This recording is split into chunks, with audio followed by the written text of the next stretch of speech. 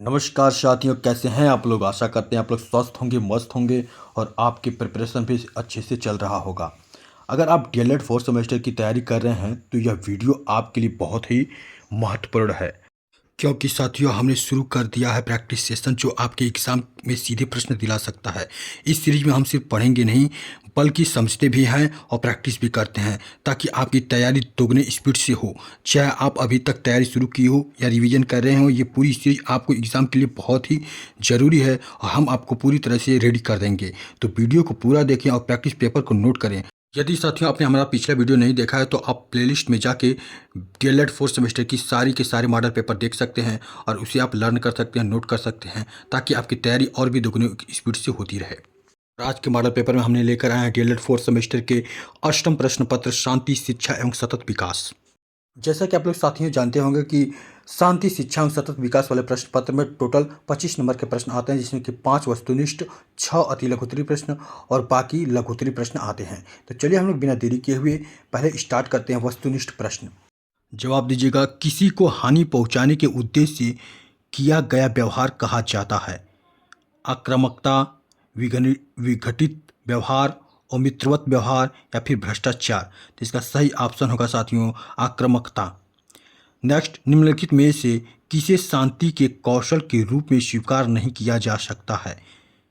Option है आपके तदनुभूति, वकालत, समस्या समाधान, कृषि कार्य। तो इसका सही ऑप्शन होगा साथियों कृषि कार्य। नेक्स्ट, विश्व भारती की स्थापना किसने की? विश्व भारती की स्थापना किसने की? महात्मा गांधी ने, विवेकानंद ने, रविन्द्रनाथ टैगोर ने, दयानंद सरस्वती ने। तो इसका सही ऑप्शन होगा रविंद्रनाथ टैगोर ने। नेक्स्ट, नीति मीमांसा के प्रमुख सिद्धांत हैं। नीति मीमांसा के प्रमुख सिद्धांत क्या है? सत्य, अहिंसा, सत्याग्रह या फिर ये सभी। तो इसका सही ऑप्शन होगा हमारे साथियों ये सभी। नेक्स्ट, मीडिया हिंसा फैलाने के लिए निम्नलिखित में से किस प्रकार जिम्मेदार है? हिंसक फिल्मों के प्रसारण द्वारा, बच्चों के द्वारा हिंसक वीडियो गेम के कारण, विवादास्पद बयानों की प्रमुखता से दिखने के कारण। तो इसका सही ऑप्शन होगा उपयुक्त सभी। साथियों अब हम लोग देखेंगे अति लघुत्तरीय प्रश्न। केंद्रीकरण विधि क्या है? केंद्रीकरण विधि से अभिप्राय है कि सत्ता शीर्ष या उसके आसपास एकत्र होने चाहिए। नेक्स्ट, प्राणायाम से क्या अभिप्राय है लिखिए, अथवा प्राणायाम किसे कहते हैं? उत्तर में आप लिखेंगे प्राणायाम दो शब्दों से मिलकर बना है, प्राण प्लस आयाम। यहाँ प्राण का अर्थ है श्वास, श्वासोच्छ्वायु, आयाम का अर्थ है लंबाई, विस्तार। इस प्रकार प्राणायाम का अर्थ हुआ श्वासों का विस्तार एवं नियंत्रण।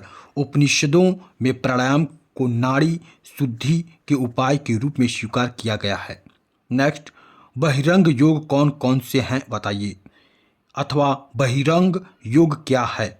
उत्तर में आप लिखेंगे यम, नियम, आसन, प्राणायाम एवं प्रत्याहार को बहिरंग योग कहते हैं। नेक्स्ट, नैतिकता के पंचमूल सूत्र लिखिए। नैतिकता के पंचमूल सूत्र हैं सत्यनिष्ठा, सम्मान, दया, न्याय, कर्तव्य या फिर जिम्मेदारी। नेक्स्ट, सतत विकास के 3 आयाम कौन कौन से हैं? सतत विकास के 3 आयाम हैं आर्थिक, सामाजिक तथा पर्यावरणिक। नेक्स्ट, उन कारणों को बताइए जो किशोरावस्था में हिंसा के रूप में प्रकट होते हैं। किशोरावस्था में शारीरिक, मानसिक, संवेगात्मक विकास अधिकतम रूप से होते हैं। इसके फलस्वरूप किशोर में प्रतिष्ठा, स्वतंत्रता, काम संबंधी जीवन दर्शन आदि को आवश्यकता प्रबल हो जाती है। असंतोषजनक पारिवारिक संबंध, विद्यालय कार्यों में पिछड़ापन, साथी संबंधों का अनुचित होना, संचार माध्यमों का अनुचित प्रभाव आदि किशोरों की आवश्यकताओं को पूर्ण करने में बाधक होते हैं। इससे किशोरों में हिंसात्मक व्यवहार दिखाई देता है। अब हम साथियों लघुत्तरीय प्रश्न करेंगे, जिसमें पहला प्रश्न है भारतीय दर्शन की प्रमुख विशेषता बताइए। उत्तर लिखेंगे, उसमें हेडिंग डालेंगे भारतीय दर्शन की प्रमुख विशेषताएं। अब उसमें एक एक करके लिखेंगे। मोक्ष की खोज, जीवन के दुखों से मुक्ति पाना भारतीय दर्शन का मुख्य लक्ष्य है। दूसरा, आध्यात्मिक और प्रत्यक्ष अनुभव, यह केवल सैद्धांतिक नहीं बल्कि इसमें दर्शन का अर्थ प्रत्यक्ष दर्शन या अंतर्दृष्टि से है। यह आध्यात्मिक और व्यवहारिक दोनों है। आत्मा की अमरता और पुनर्जन्म, आत्मा की अमरता और पुनर्कर्मों के अनुसार पुनर्जन्म में विश्वास एक महत्वपूर्ण विशेषता है। कर्म सिद्धांत, प्रत्येक क्रिया का एक परिणाम होता है और कर्म फल के सिद्धांत का पालन करना महत्वपूर्ण माना जाता है। नैतिकता और कर्तव्य, धर्म की अवधारणा नैतिक व्यवहार, सामाजिक व्यवस्था और कर्तव्य पालन पर जोर देती है। तर्क और अनुभव का समन्वय, यह वास्तविक और अनुभवात्मक दोनों तरीकों पर जोर देता है। विविधता और समन्वय, भारतीय दर्शन में विभिन्न मतांतरों के बावजूद उनमें एकता और समन्वय पाया जाता है। लोक कल्याण, यह केवल व्यक्तिगत मोक्ष तक सीमित नहीं है, बल्कि इसमें लोक कल्याण की भावना भी निहित है। नेक्स्ट, शांति शिक्षा के विभिन्न क्षेत्रों का उद्देश्य स्पष्ट कीजिए। उत्तर लिखेंगे, इसमें हेडिंग डालेंगे शांति शिक्षा के उद्देश्य। अब उसमें लिखेंगे शांति शिक्षा की अवधारणा पर विचार करते हुए कई बातों का संकेत मिलता है जिन्हें शांति शिक्षा के उद्देश्य कहा जा सकता है। यहाँ उनका संक्षेप में अलग से विवरण प्रस्तुत किया जा रहा है।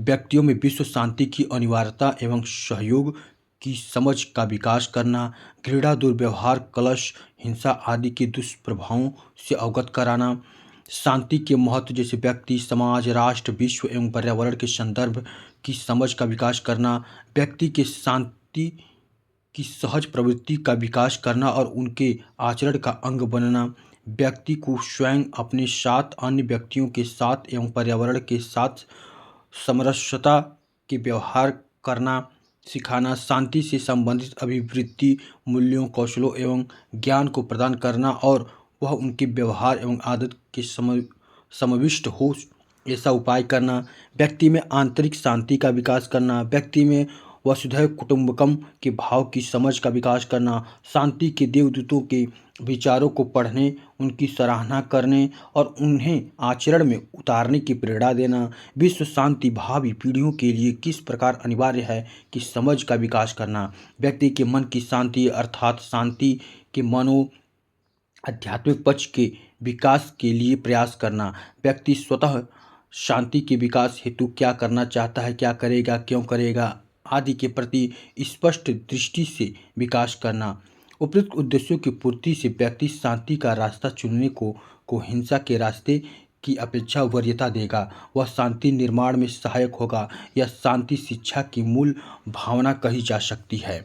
शांति शिक्षा के उद्देश्य शिक्षा के विभिन्न साधनों द्वारा एक सीमा तक पूरे किए जा सकते हैं, किंतु शिक्षा के औपचारिक साधन विद्यालय की इसमें विशेष भूमिका है। विद्यालय की समस्त क्रियाओं एवं वातावरण द्वारा शांति के मूल्यों एवं कौशलों के विकास का प्रयास अभीष्ट है। इसके लिए स्वतः शिक्षकों को भी सचेतन प्रयास करना होगा।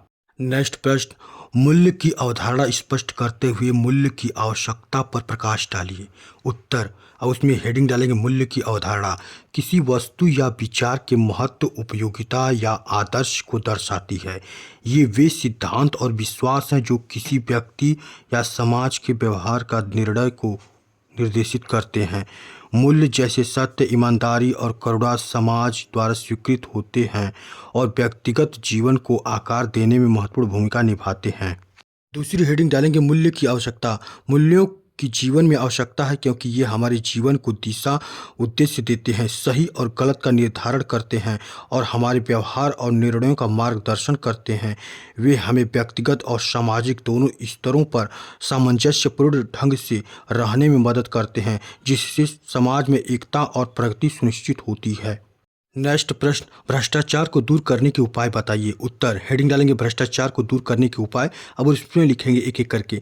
प्रशासनिक मामलों में पारदर्शिता बनाएं और जनता को भागीदारी बनाएं। न्याय में मामला त्वरित निपटारा हो।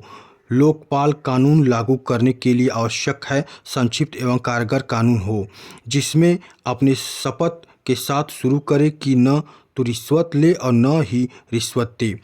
कानून और सरकार के प्रति लोगों की मानसिकता बदलने की आवश्यकता है। नेक्स्ट, मानवाधिकार के प्रकारों को स्पष्ट कीजिए। उत्तर, मानवाधिकार को मुख्य रूप से 5 प्रकारों में विभाजित किया गया है।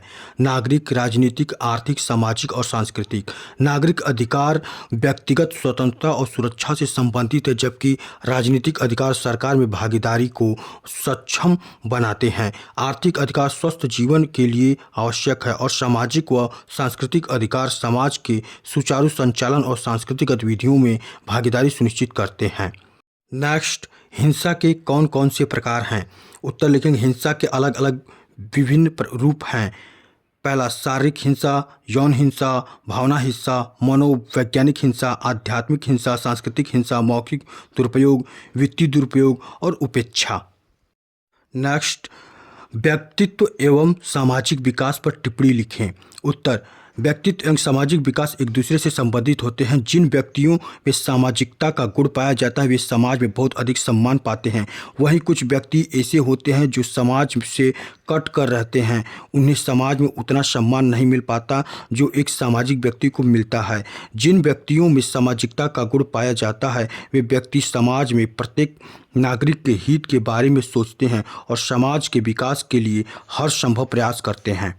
डियर साथियों, कैसा रहा ये क्लास? आपने कितना स्कोर किया हमें कमेंट करके ज़रूर बताएं। आपका एक लाइक और कमेंट हमारे मनोबल को बढ़ाता है ताकि हम नेक्स्ट क्लास में और बेहतर कर सकें। साथियों, हम फिर मिलेंगे एक नेक्स्ट क्लास में नए मॉडल पेपर के साथ। तब तक के लिए आप सभी का धन्यवाद।